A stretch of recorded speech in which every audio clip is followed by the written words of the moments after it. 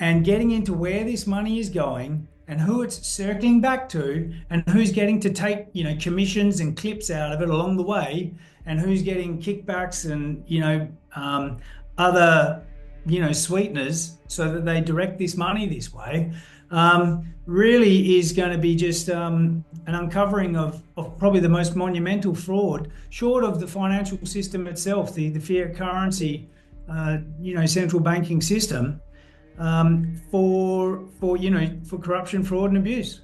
We're coming to a crunch point with the money that the state has to pay for all these things, and quite a few people have said, but we've got sovereignty, sovereign monetary control, i.e., money printing.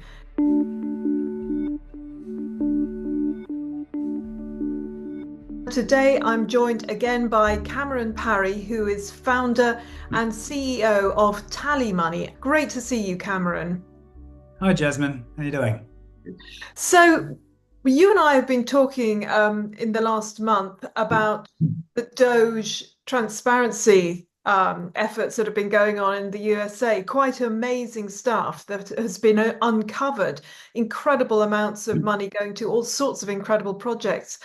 What are your thoughts on that?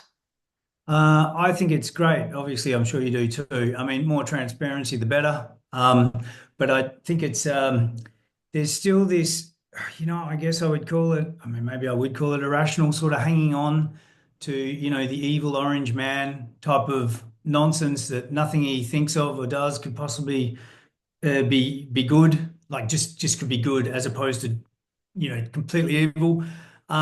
And that now that he's got Musk on side, 9 months ago or whatever, Musk was loved by everybody, almost everybody, as a genius and the industrialist of our age, a guy trying to take us to Mars, just fantastic intellect and person. And since he hitched his wagon to what Trump was on about, which is that in the West, our systems and establishments and institutions are kind of being weaponized against us. We need to uncover this, and the first thing we see around that is when you start to have your freedom of speech basically curtailed, and some of that, because speech is your immediate expression of thought. That is how you do that. You can think things through more and write it down, but if you curtail the way people are allowed to speak, then they start self-regulating the way they think. And of course, if you're getting just a singular narrative the whole time, which also doesn't line up with what you observe with your eyes and your own ears, then that is also just trying to control how people are thinking, which is extremely coercive and quite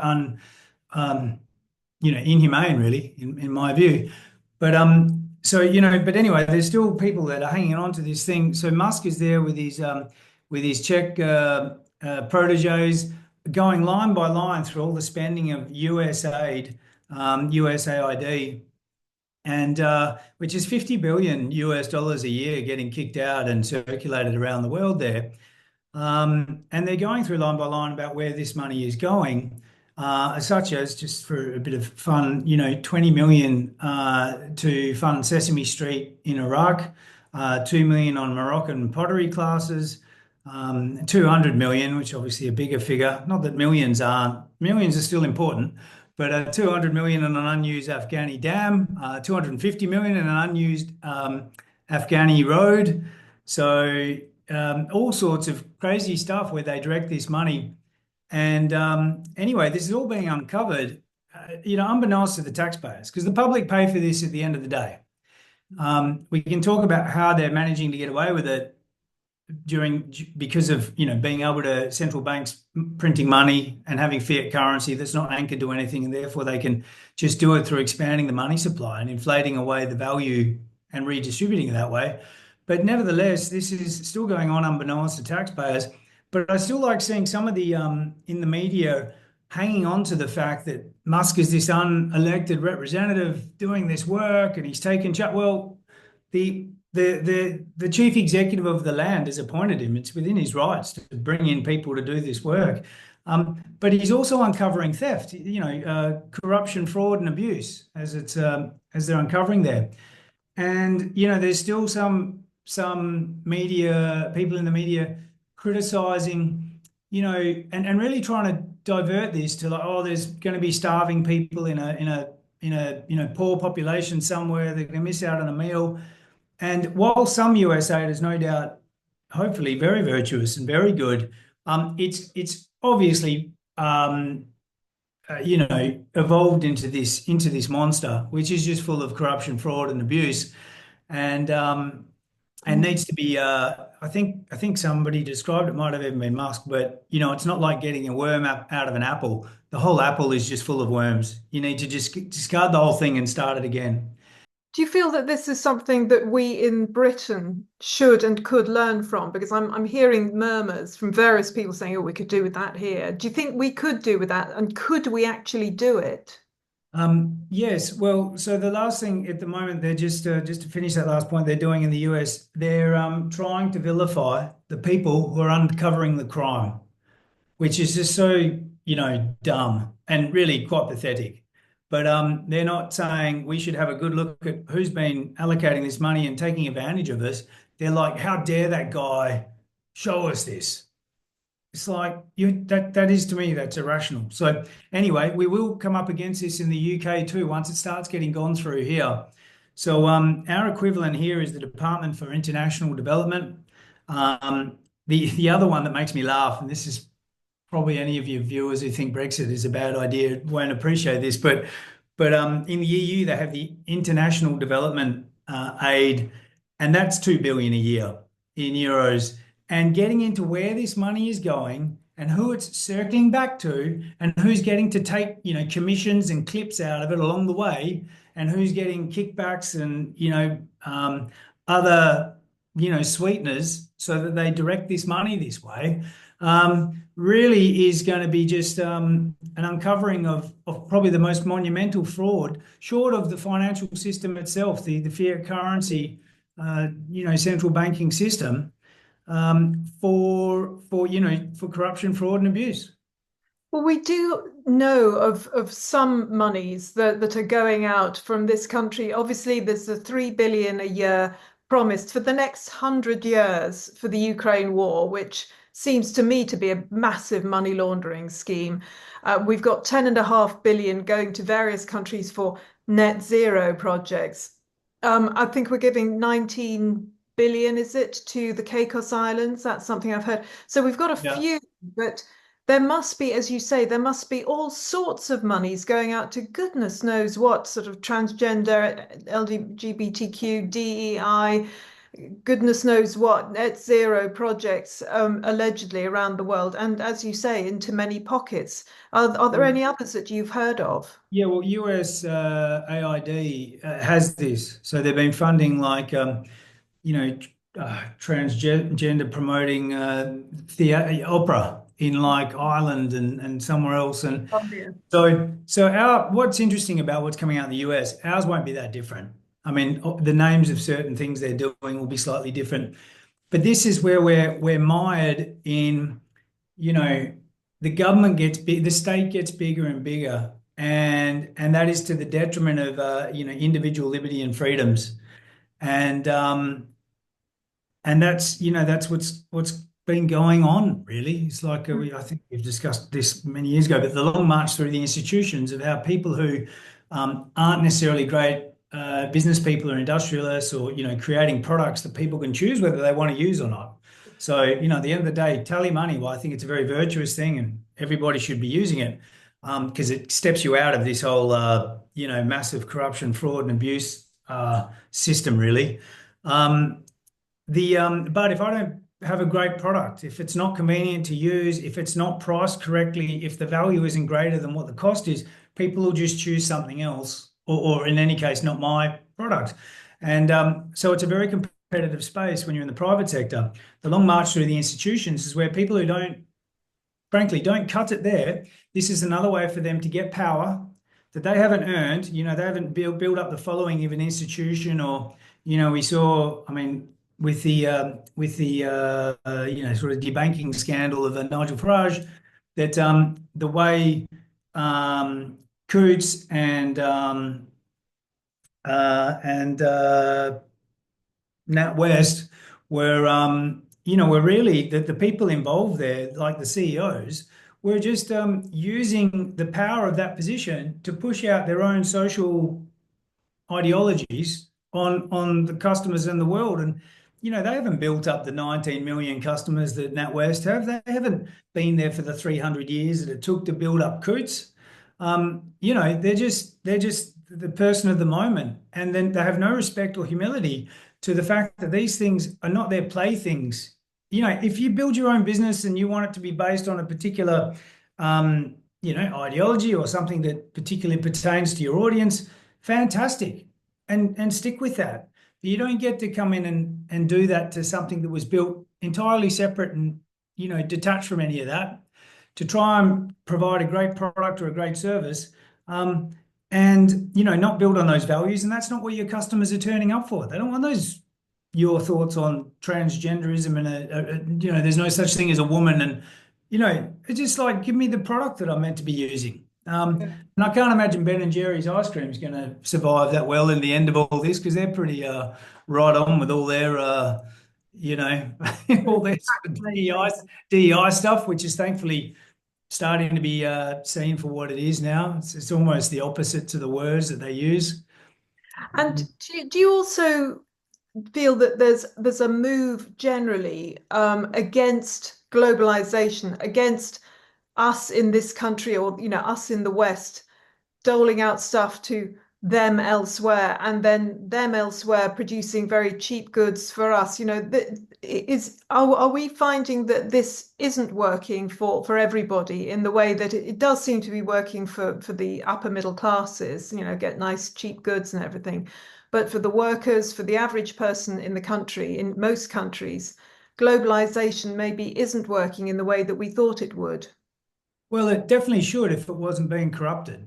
I mean, there's really pretty simple economics about if labor is cheaper here and getting the raw materials is cheaper there, and they can produce more, I don't know, cotton or whatever it is, and you can get t-shirts there and shipped over. I mean, there's definitely economies of scales with globalization, but that in itself, plus technology, means that for the last few decades, prices of everything should have been coming down. The prices are going up. And so what's causing that? Because we're not getting the benefit of globalization or technological advances where, under Moore's law, technology becomes twice as quick and it costs half as much every 2 years. We don't see that. Prices just consistently go up. And it is that delta of the efficiencies and the prices increasing. Somebody's swallowing that margin. And I would say it's the political elites, not necessarily the upper middle class or what you said. I'm sure some of them fit that realm, but it's really, it's beyond that. I mean, it's the Davos man kind of mentality, those rich business people or those that are in charge of, multinational, big corporate, companies, that type of level that is just siphoning off the wealth of the population into their own pockets. And then, the cheek of it all, they do it under these very virtuous titles of departments and to make themselves sound or even maybe fool themselves that they're doing these wonderful humanitarian things, and they're not. It's just theft. Isn't it also partly because of what your business is trying to counteract, and that is the mass printing of money? We're doing it here. They're even doing it in China and India. Goodness knows why they need to print money, but the printing of money, surely that's meaning that a lot of goods are more expensive than they should be. Yes, the whole fiat currency, central bank monetary system that is used around the world, fiat currency having value by decree. It's just a Latin word. There's two major problems with it. One is that it's not anchored to anything, so it's not accountable to anything. So you can just print these units of currency. You can go from a billion to a trillion. There's nothing to stop that lever happening. And the other thing where it doesn't have any accountability, whatever decision is being made, so it can be inflated just by an arbitrary decision. And inflation is just devaluation of every individual unit of currency. And so if you've got existing holdings of the currency, like in your savings, you're getting that devalued, not through your own bad decision making or whatever you're doing. It's through somebody else's decision. But so there's the unaccountable anchor of the monetary system in fiat currency. And the other problem is the people making these decisions are unaccountable and they don't suffer the consequences from their decisions. We all pay for it. The public gets poorer. They usually get promoted, when they make bad decisions, particularly in politics. It's a real great fail upwards kind of system. Um, so yeah, the fact that the reason why USAID can send out 50 billion a year, or even the EU can do 2 billion euros a year, is not because they're going into anyone's bank account and taking that money off them. It's because they're just magically, well, not magically, but digitally creating in an instant, with a keystroke, this money. And the reality is nothing's actually changed. It's just that the number of units of a currency representing your economic activity, there's now more of those, which means every unit is now devalued that little bit. And of course, one of the consequences of that is you see prices rise. Your cup of coffee is still the same size, whatever 300 ml cup of coffee has been for 10 years, but the price is going up. It's just and this is inflation. This is by design. Mhm. Price discovery. So if there's a shortage or like a war and there's a shortage of energy and getting supplies and that obviously moves prices around. But the underlying, it's like the swell in the ocean. The underlying swell, that's inflation. Mm. And sort of finally, I'm thinking quite a lot at the moment about money printing and how it affects the state money, the amount of money that the state has to pay for the state pension, to pay for the NHS, to pay for all these things. Because I've been saying on TikTok quite a lot recently that we're coming to a crunch point with the money that the state has to pay for all these things. And quite a few people have said, but we've got sovereignty, sovereign monetary control, i.e. money printing. Do you Yeah. think that is basically what the government's going to do? Going to print it until we come to the Weimar Republic, something like that? Yeah. And I'll tell you why. First of all, mathematically, we're in a pretty bad way now with the level of debt compared to GDP. And if our economic productivity is reducing, that even becomes worse, particularly if interest rates go up. So inflation is going to go back up. And again, the reason why governments need to overspend is because they don't spend our money very well. They don't cut their cloth based on tax revenues. They borrow the rest to fund their overpromising and their inefficiencies.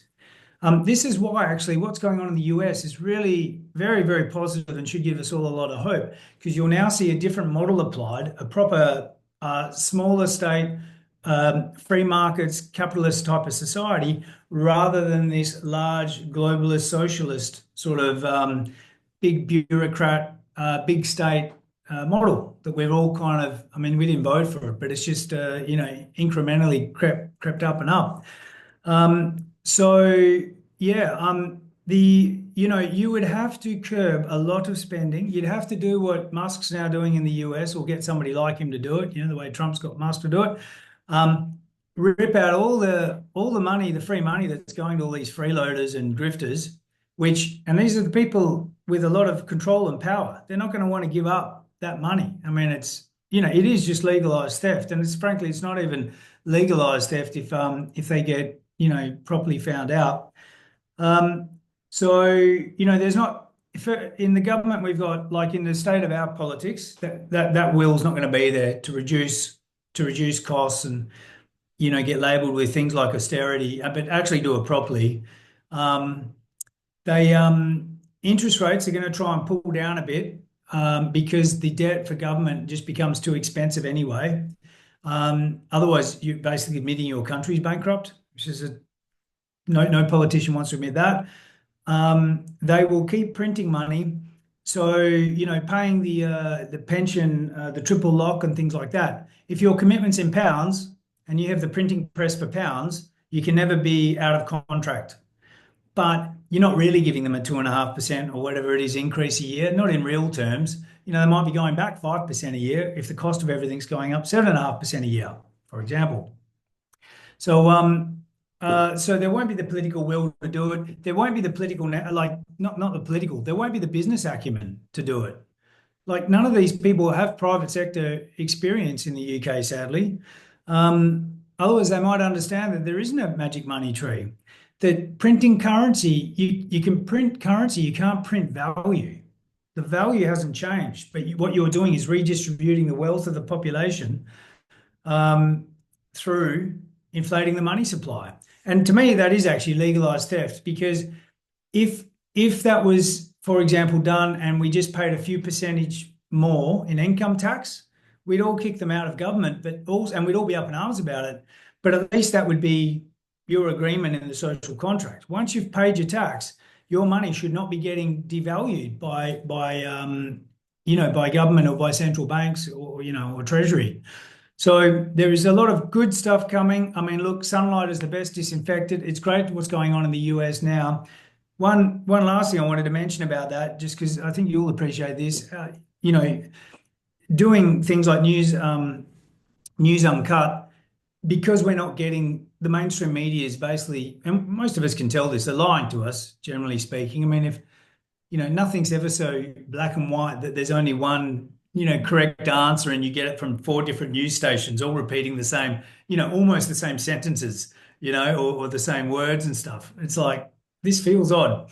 But anyway, so USAID, they found that it was funding over 6,200 journalists, over 707 media outlets, and 279 media NGOs. My favorite one of those is the BBC Media Active. It was getting about 3 million. And people say that's not really the BBC. You go, well, I know that, Jasmine's channel can't call itself BBC News Unheard. You get in trouble for that because that's their brand. So the fact that they're doing that, I mean, the New York Times was receiving money, Politico was receiving money. It's really coming out, and it has to happen. I mean, we as society, even though most of us or anybody watching this probably not to blame, but we have to take our medicine because there's just a cancer in this whole system, and we need to go through all the remedial action and get rid of it and reboot what we're doing. And with none of those people in charge, like with real people who understand real world economics and reality generally, they need to be, these pretenders need to be gone, and we need to get real people involved who care about these matters and who would treat a position of responsibility, with the humility and honor that they should be treating it with, rather than just to feather their own nests and sound cool at their own dinner parties and pay for limo drivers to different, events they go to, to talk out how clever and virtuous they are to each other. Yes, I totally agree. Thank you. That's a great way to end it, Cameron. We need to have people who really care and who are really honourable, who are honoured at serving the public. Thank you very much for telling us what you think about, USAID and what we could do about it here in the UK. If you enjoyed this, tell your friends, share this video, like, and tell your friends how fantastic it is. Thank you.